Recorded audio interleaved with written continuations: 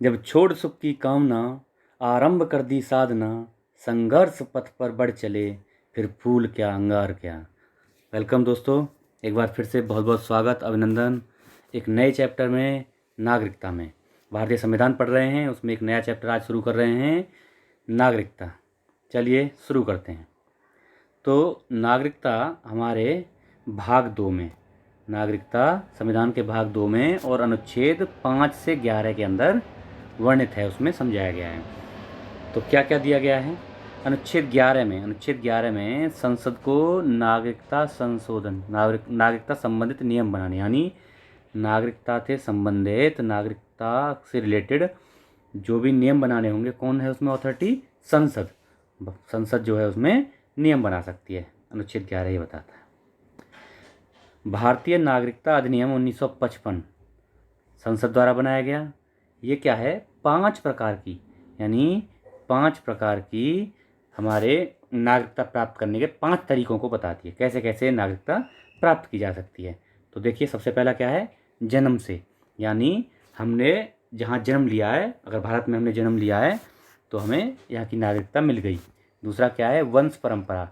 वंश परंपरा मतलब वंशानुगत, यानी अगर मेरे फोर फादर्स, मेरे जो पूर्वज थे वो भारत के नागरिक थे, तो मुझे भी वंश के आधार पर नागरिकता मिल गई। तीसरा है पंजीकरण से, यानी रजिस्ट्रेशन से। अभी 2019 में एक संशोधन किया गया है कि अगर 5 वर्ष या उससे अधिक कोई व्यक्ति भारत में रह रहा है और वो रजिस्ट्रेशन करता है, भारत से नागरिकता मांगता है, कौन? विदेशी व्यक्ति, कि मैं यहाँ की नागरिकता लेना चाहता हूँ, तो भारत सरकार उसे इस आधार पर भी नागरिकता दे सकती है। कंफर्म नहीं देगी, लेकिन दे सकती है। अगला है देशीकरण या प्राकृतिक रूप से, यानी कोई भी हिस्सा जो देश में शामिल हो जाए।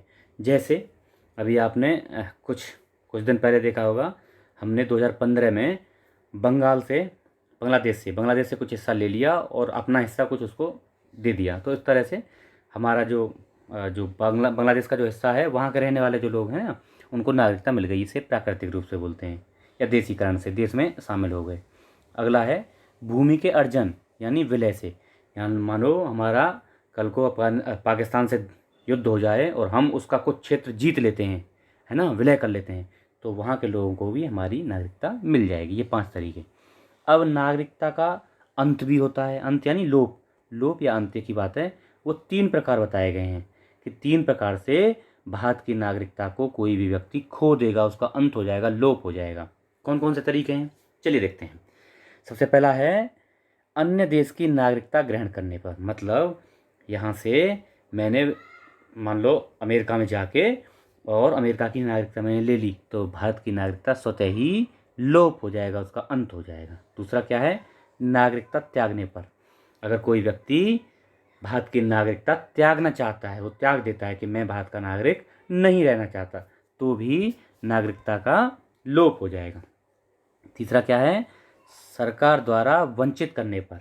मतलब कुछ कंडीशन ऐसी होती हैं जिसमें सरकार नागरिकता से वंचित कर सकती है। यानी जैसे मैं उदाहरण देता हूँ कि कोई भी व्यक्ति देश के खिलाफ अगर कोई युद्ध छेड़ देता है या विदेश में जाके षड्यंत्र रचता है और हमारे देश को डिफेम, यानी उसकी ख्याति को नुकसान करने का या उसमें टेररिज्म फैलाने का, आतंकवाद फैलाने का कोशिश करता है, तो उसकी भी नागरिकता चली जाएगी।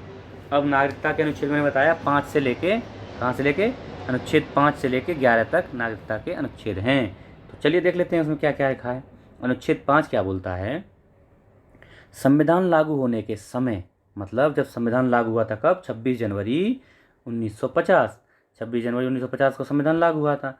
तो उस समय नागरिकता किन किन को दी जानी थी? तो किन किन को दी जानी थी? देखिए, ऐसे व्यक्तियों को जो जन्म के समय से भारत में रह रहे थे उनको, या उनके माता पिता जन्म से भारत में रह रहे थे और उनके बच्चों को नागरिकता भारत की दी जानी थी।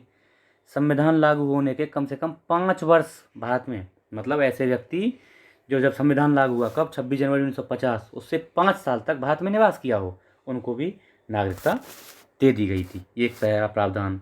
दूसरा, अनुच्छेद 6 में क्या प्रावधान है? पाकिस्तान से, देखो बंटवारा हुआ था ना, तो कुछ लोग पाकिस्तान से भारत में आए और कुछ भारत से पाकिस्तान में गए। तो जो पाकिस्तान से भारत में आए व्यक्ति, उनकी नागरिकता किस किस कंडीशन में दी जाएगी उनके बारे में बताया गया है अनुच्छेद 6 में। और अनुच्छेद 7 में जो भारत से पाक यानी भारत से पाकिस्तान चले गए उनकी नागरिकता के बारे में बताया गया है। 5 में यानी 6 में किसमें, जो पाकिस्तान से भारत आए उनकी नागरिकता का प्रावधान। और 7 में क्या है, जो भारत से पाकिस्तान चले गए उनकी नागरिकता के बारे में बताया गया है। चलिए अगला देखते हैं, अनुच्छेद 8 क्या बोलता है, भारतीय मूल के व्यक्तियों जो विदेश में रहने वाले हैं उनकी नागरिकता, मतलब जो एनआरआई है ना, एनआरआई होते हैं, मतलब हैं भारतीय मूल के, उनके फोर फादर्स, उनके जो पूर्वज थे भारतीय थे लेकिन अभी वो भारत में नहीं रह रहे हैं, तो उनकी नागरिकता के संबंध में इसमें अनुच्छेद 8 में बताया गया है। उनको कब नागरिकता दी जाएगी, कब नहीं दी जाएगी, नागरिक होंगे नहीं होंगे, इन सब के बारे में बताया गया है। अगला देखते हैं, अनुच्छेद 9 क्या बोलता है। अनुच्छेद 9 बोलता है विदेशी नागरिकता प्राप्त, मतलब कोई नागरिक विदेशी नागरिकता प्राप्त कर लेता है तो भारत की नागरिकता का लोप हो जाएगा। ये क्या बताता है, अनुच्छेद 9 कहता है कि अगर किसी व्यक्ति ने, वही जो बता रहा था मैं, कि अगर किसी व्यक्ति ने भारत से अलग दूसरे देश की नागरिकता प्राप्त कर ली है तो भारत की नागरिकता स्वतः ही समाप्त हो जाएगी। एक तो कंडीशन ये है। दूसरी कंडीशन, अगर कोई व्यक्ति 7 वर्ष से लगातार विदेश में रह रहा है और अपने देश में आया ही नहीं है तो उसकी नागरिकता समाप्त हो जाएगी। आपको इस चीज़ से मैं रिलेट करता हूँ कि आपने देखा होगा बहुत से लोग जो विदेशों में काम करने जाते हैं ना, कोई कंपनी अगर विदेश में किसी को भेज रही है तो 7 वर्ष से ज़्यादा को किसी को विदेश में नहीं भेजती है। 7 वर्ष तक उसको वापस बुलाती है, 1-2 साल यहाँ रखेगी, उसके बाद पुनः भेजनी है। अगर भेजना है दोबारा तो फिर भेजेगी। यानी 7 वर्ष से ज़्यादा अगर भारत से बाहर रह गया तो उसकी नागरिकता चली जाएगी। अच्छा, अगली कंडीशन क्या है, भारतीय महिला किसी विदेशी नागरिक से विवाह कर लेती है और वहाँ की नागरिकता ले लेती है। मतलब किसी लेडी ने विदेश में जाके वहाँ शादी कर ली और वहाँ की नागरिक हो गई, तब नागरिकता चली जाएगी। अच्छा, प्राकृतिक रूप से नागरिकता प्राप्त करने पर 5 साल, 5 वर्ष के अंदर, देखो इसमें क्या कंडीशन है, 2 वर्ष की सज़ा किसी अन्य देश में। इसका क्या मतलब है, देखो मैं शॉर्ट में बनाता हूँ आपको, सिंपल वे में।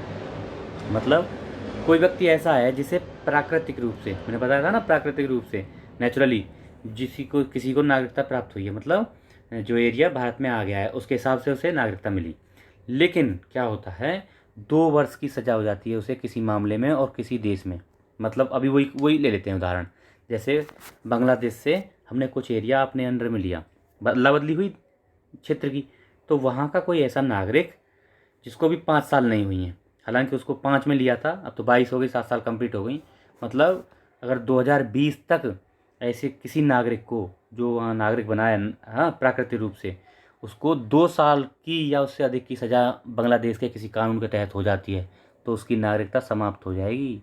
ये जो देशीकरण या मतलब प्राकृतिक रूप से जो नागरिकता उसने ली थी वो समाप्त हो जाएगी अगर 5 वर्ष के अंदर 2 साल की उसको सज़ा हो जाती है। अगर ये समझ में नहीं आया तो बताना, अगली बार मैं समझा दूँगा इसको। चलिए, अनुच्छेद 10 क्या बोलता है। अनुच्छेद 10 बोलता है कि नागरिकता का बना रहना, मतलब कब कब नागरिकता नहीं जाएगी, नागरिकता कब कब नहीं जाएगी।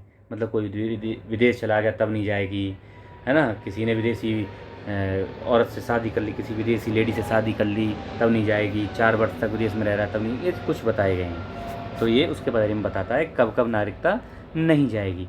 अनुच्छेद 11 क्या बोलता है, संसद द्वारा नागरिकता के नियमों का नियमन, मतलब अगर इससे संबंधित, वही मैं पहले पढ़ाया था इसके बारे में, तो अनुच्छेद 11 बोलता है कि नागरिकता से संबंधित कोई भी नियम बनाने हैं या नियमों में बदलाव करना है तो क्या होगा, संसद इसके लिए क्या है, एप्रोप्रिएट अथॉरिटी है।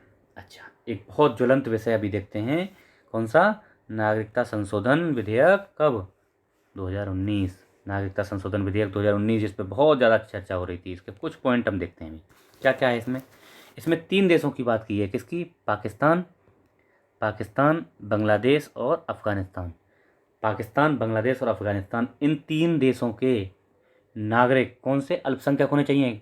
वहाँ पर अल्पसंख्यक, क्योंकि वहाँ मुस्लिम बहुल क्षेत्र है, तो अल्पसंख्यक कौन होंगे, हिंदू, सिख, बौद्ध, जैन, पारसी और ईसाई।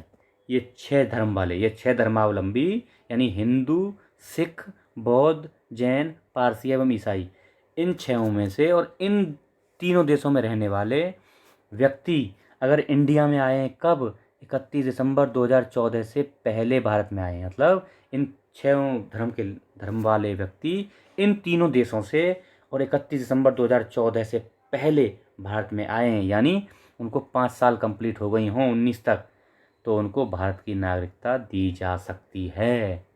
समझ में आ गया? अच्छा, और क्या बोलता है ये? नागरिकता अधिनियम था ना हमारा 1955, उसमें यह संशोधन करता है, उसी का संशोधन है 2019। अर्थात इसका सीधा सीधा मतलब समझो, अब मतलब क्या हो गया, 5 वर्ष भारत में 5 वर्ष जो व्यक्ति रह लिया है वो अब भारत की नागरिकता का आवेदन कर सकता है। पहले 11 वर्ष था, अभी क्या है 5 वर्ष कर दिया गया है। और इन तीनों देशों से, खासकर ये 6 धर्मावलंबी कौन कौन? हिंदू, सिख, बौद्ध, जैन, पारसी और ईसाई।